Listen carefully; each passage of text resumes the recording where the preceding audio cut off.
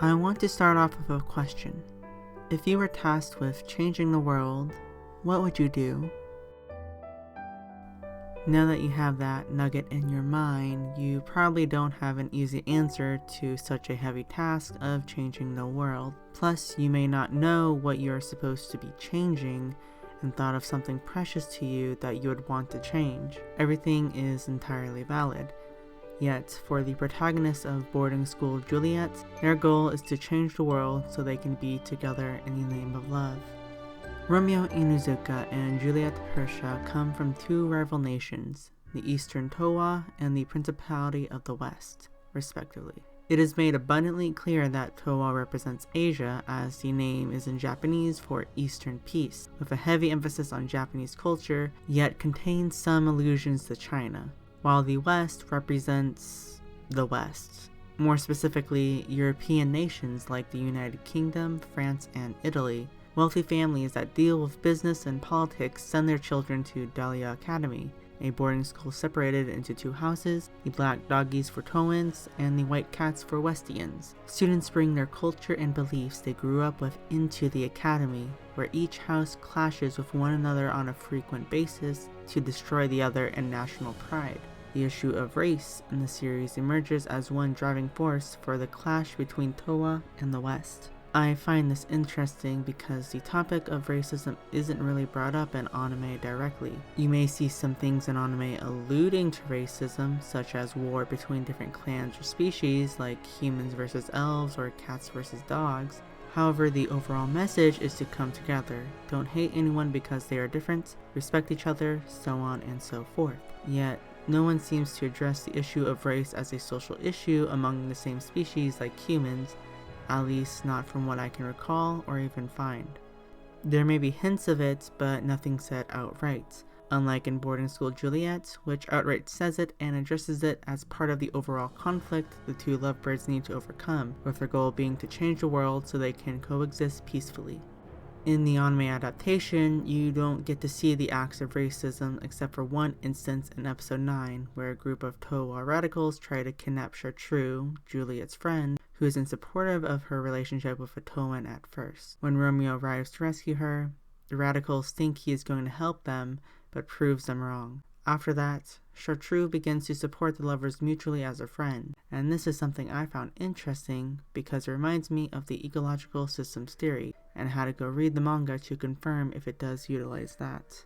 Real quickly, ecological systems theory was created by Urie Brofenbrenner, a psychologist that examined how the environment shapes a child's development, nature versus nurture. He created a framework theory where there are different systems based on the approximation to the child, such as the microsystem being those close to the child, the family, friends, school, etc. Then as they grow older, they're exposed to more complex systems, such as those related to the community they live in, all the way to society's views and customs. This is supposed to influence the development of children, but psychologists later learn it expands further into adulthood. Thus, in result of this theory, it is suspected that this theory can change the corona system, or the system dealing with the views, rules, and expectations that change over time in a society. You see, Brofenbrenner took inspiration from Lev Vygotsky's zone of proximal development, the idea that when learning, people need to be in said zone in order to accomplish the learning with scaffolding or support from another person, namely a teacher. Thus, the ecological systems theory accounts for this scaffolding with systems in between one another to interact with each other as a person's social interactions expand beyond their current system to bridge to the next with assistance. This helps explain how children learn their views from family and friends during early childhood, since they are receiving information from the system closest to them, the microsystem. If raised with the idea that two nations hate each other and should continue that path during their lives, they will need to interact with other systems to reduce racial prejudice in their social mores. Because people aren't born with racism, they learn it.